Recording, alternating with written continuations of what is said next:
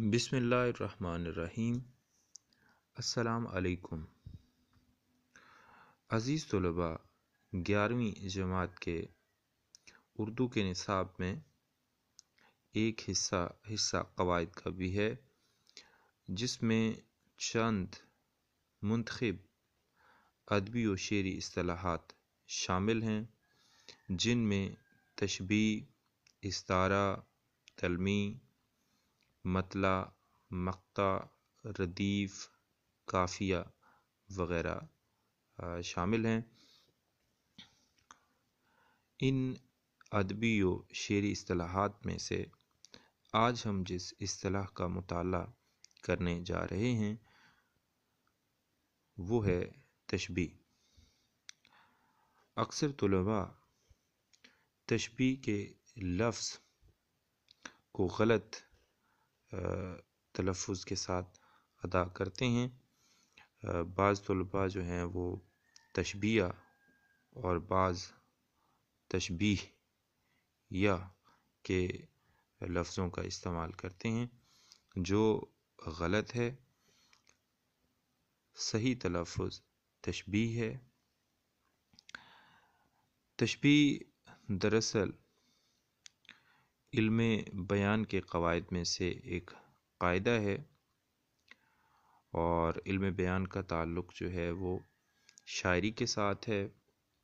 شاعر جو ہے وہ شعر کہنے کے لیے اور شعر میں اپنے خیالات کے اظہار کے لیے مختلف حربوں سے، مختلف قواعد سے، مختلف اصول و ضوابط سے اور لفظیات سے کام لیتا ہے۔ ان میں سے ایک جو قاعدہ ہے وہ علم بیان کا ہے، اور اس میں ایک شاخ جو ہے وہ تشبیہ کی بھی ہے۔ اگر ہم علم بیان کی اصطلاح پر ہی غور کر لیں تو آدھی بات ہماری سمجھ میں آ جائے گی کہ تشبیہ کا شعر میں استعمال جو ہے وہ کیوں ضروری ہے اور کیوں ہوتا ہے۔ کسی بھی شعر میں دو چیزیں بڑی اہم ہوتی ہیں، ایک شاعر کا خیال اور دوسرا اس خیال کو بیان کرنے کے لیے الفاظ۔ اگر ہم یہ کہیں کہ تشبیہ کا تعلق شعر کے خیالات کو لفظیات کے ذریعے بیان کرنا سکھانا ہے تو بے جانا ہوگا۔ دراصل تشبیہ کا تعلق بات کو کس طرح بیان کرنا ہے، بیان کے قاعدوں سے ہے۔ اسی لیے اردو ادب میں اس کے لیے مخصوص جو اصطلاح ہے وہ علم بیان کی استعمال کی جاتی ہے، اور تشبیہ کو اس کے قواعد میں سے ایک قاعدہ بتایا جاتا ہے۔ تشبیہ جو ہے وہ دراصل عربی زبان کا لفظ ہے، جس کے معنی مشابہت پیدا کرنا یا ایک چیز کو کسی دوسری چیز کے مانند قرار دینا ہے، جبکہ اصطلاح میں تشبیہ کسی ایک چیز کو مشترک خوبی کی بنا پر کسی دوسری چیز کی مانند قرار دیا جانا ہے۔ جیسے ہم مثال دیکھیں، اس چشمے کا پانی برف کی مانند ٹھنڈا ہے۔ تو یہاں ہم دیکھتے ہیں کہ جو چشمے کا پانی ہے اس کو برف کی مانند ٹھنڈا قرار دیا گیا ہے۔ اسی طرح ہم دیکھتے ہیں کہ کسی خوبصورتی کے پہلو کی وجہ سے ایک چیز کو کسی دوسری چیز کی مانند اکثر قرار دیا جاتا ہے۔ جس طرح یہ مثال دیکھی جا سکتی ہے، شازیہ پھول کی مانند ہے۔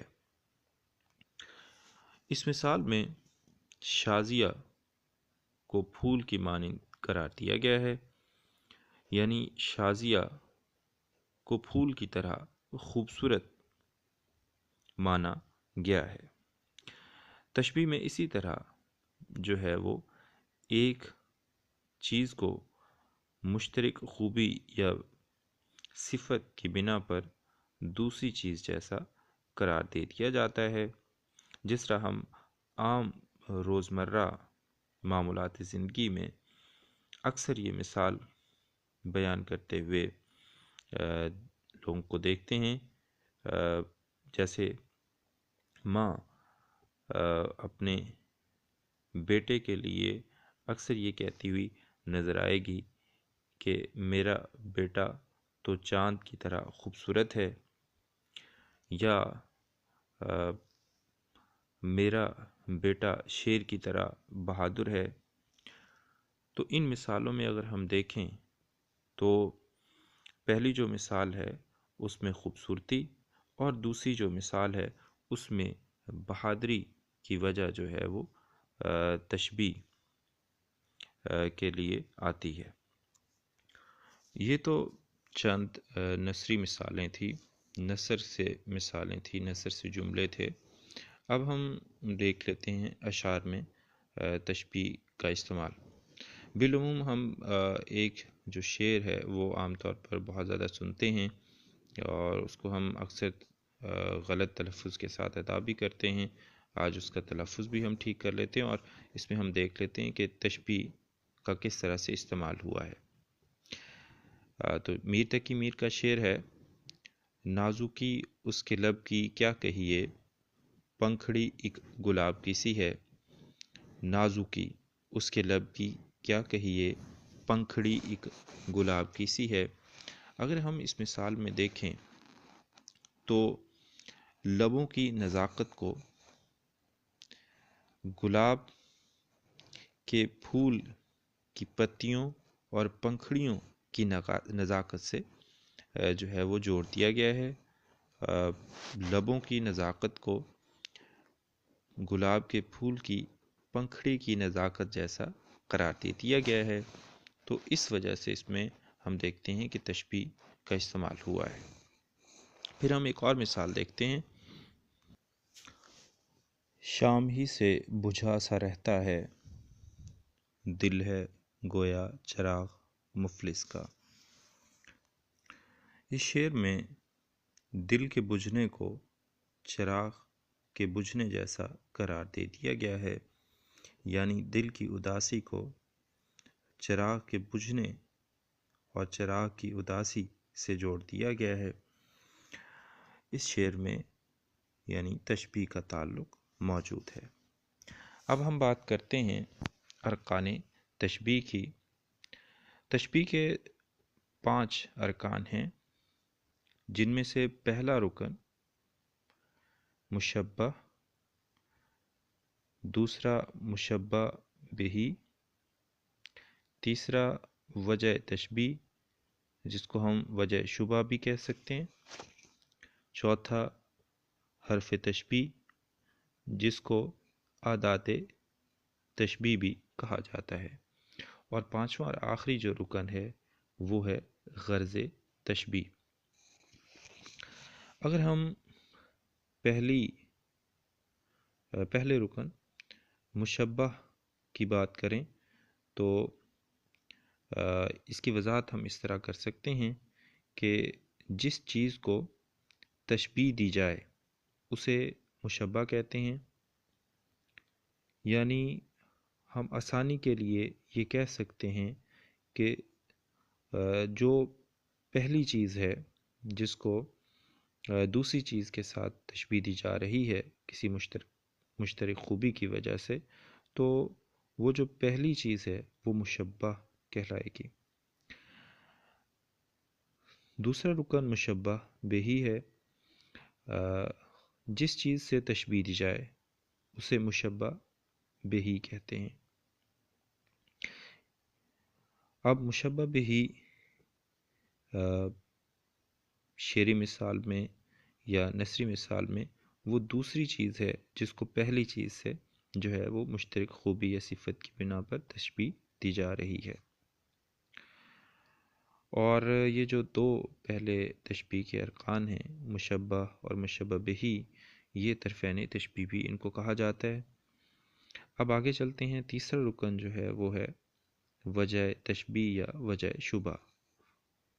وہ مشترک خوبی جو مشبہ اور مشبہ بہی میں پائی جائے وجہ تشبیہ یا وجہ شبہ کہلاتی ہے۔ آگے چلتے ہیں، چوتھا رکن جو ہے وہ ہے حرف تشبیہ یا اعداد تشبیہ۔ وہ حرف یا حروف جو تشبیہ دینے کے لیے استعمال ہوتے ہیں وہ حرف تشبیہ یا اعداد تشبیہ کہلاتے ہیں۔ پھر جو پانچویں جو ہمارے پاس رکن ہے پانچواں، وہ ہے غرض تشبیہ۔ جس مقصد کے لیے تشبیہ دی جائے اسے غرض تشبیہ کہتے ہیں۔ تو یہ تھی اراکین کی مختصر وضاحت۔ اب مثالوں کے ذریعے ہم جو ہے وہ ان کی وضاحت دیکھ لیتے ہیں۔ پہلے ہم ایک نثری مثال لے لیتے ہیں، جس طرح ہم یہ کہتے ہیں کہ بچے کے رخسار ریشم کی طرح نرم و ملائم ہیں۔ تو اس مثال میں اگر ہم دیکھیں تو جو مشبہ ہے وہ رخسار ہے، مشبہ بہی وہ ریشم ہے، حرف تشبیہ جو ہے وہ کی طرح ہے، وجہ تشبیہ رخسار کی نرمی و ملائمت ہے، اور غرض تشبیہ بچے کے رخسار کی ملائمت یا نرمی کو واضح کرنا ہے۔ اب ہم ایک شعری مثال جو ہے وہ اس کے ساتھ ہم یہاں وضاحت کر لیتے ہیں۔ جیسے کہ ہم نے شروع میں ایک شعر پڑھا تھا میر تقی میر کا، نازکی اس کے لب کی کیا کہیے، پنکھڑی ایک گلاب کی سی ہے۔ تو اس شعر میں ہم دیکھتے ہیں کہ جو لب ہے وہ مشبہ ہے اور گلاب کی پنکھڑی مشبہ بہی ہے، حرف تشبیہ جو ہے وہ کیسی ہے، اور وجہ تشبیہ نزاکت یعنی لبوں کا نازک ہونا، لبوں کی نزاکت، اور غرض تشبیہ جو ہے وہ لبوں کی نزاکت کو واضح کرنا ہے۔ اگر ہم اس موضوع کا دوبارہ سے جائزہ لیں اور دوبارہ سے جو ہے ایک نظر میں اس کی وضاحت کرنا چاہیں، جو کچھ ہم نے آج اس موضوع کے زیر مطالعہ کیا ہے، تو اس میں ہم نے دیکھا کہ علم بیان کیا ہے، تشبیہ کیا ہے، اس تشبیہ کے معنی اور اصطلاحی جو تعریف ہے وہ کیا ہے، پھر ہم نے نثر اور اشعار میں سے مثالیں جو ہیں وہ ان کے مطابق جو ہے وہ تشبیہ کو دیکھا، پھر ارکان تشبیہ کا مطالعہ کیا اور نثر اور اشعار کی مناسبت سے ان کی وضاحت بھی کی۔ تشبیہ کو سمجھنے کے لیے جو سب سے بنیادی بات ہے وہ تو یہی ہے کہ تشبیہ جو ہے وہ علم بیان کے قواعد میں سے ایک قاعدہ ہے جس کو اپنے خیالات کے اظہار کے لیے لفظوں کی صورت میں استعمال کیا جاتا ہے، اور یہ عربی زبان کا لفظ ہے جس کا مطلب مشابہت پیدا کرنا یا ایک چیز کو کسی دوسری چیز کے مانند قرار دینا ہے۔ اصطلاح میں جو ہے وہ ایک چیز کو کسی مشترک خوبی کی بنا پر کسی دوسری چیز کی مانند قرار دینا تشبیہ کہلاتا ہے۔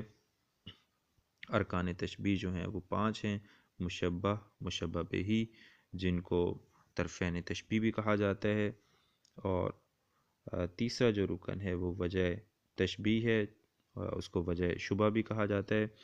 چوتھا رکن جو ہے وہ حرف تشبیہ ہے، اس کو اعداد تشبیہ بھی کہا جاتا ہے، اور اس میں ہم دیکھتے ہیں کہ مختلف جو حرف ہیں جیسا، جیسے، جیسی، ایسا، ایسے، ایسی، مثل، مانند، طرح، سا، سے، سی کے، گویا، جوں، کاسا، کیسے، کیسی، یوں، آسا، مثال، شکل، برنگ وغیرہ یہ حرف تشبیہ کے طور پہ بالعموم استعمال کیے جاتے ہیں۔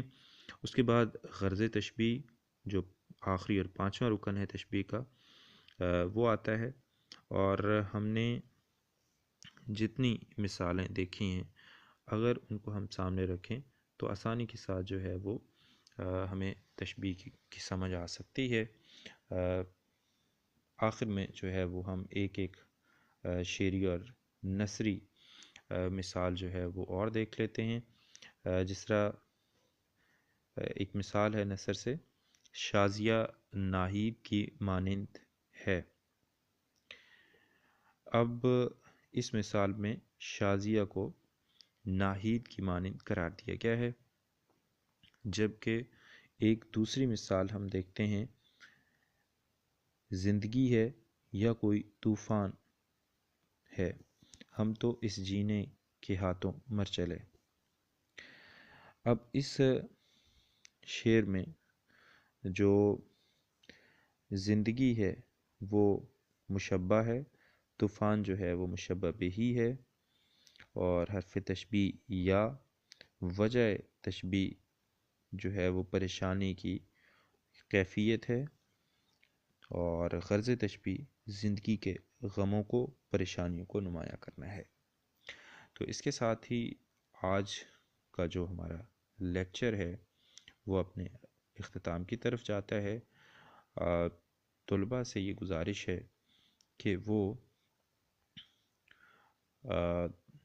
دو نثری اور دو شعری مثالوں کے ساتھ جو ہے وہ حرف تشبیہ اور ارکان تشبیہ کی وضاحت کریں، اور تشبیہ اور ارکان تشبیہ کو سمجھنے کی کوشش کریں۔ السلام علیکم، اللہ حافظ۔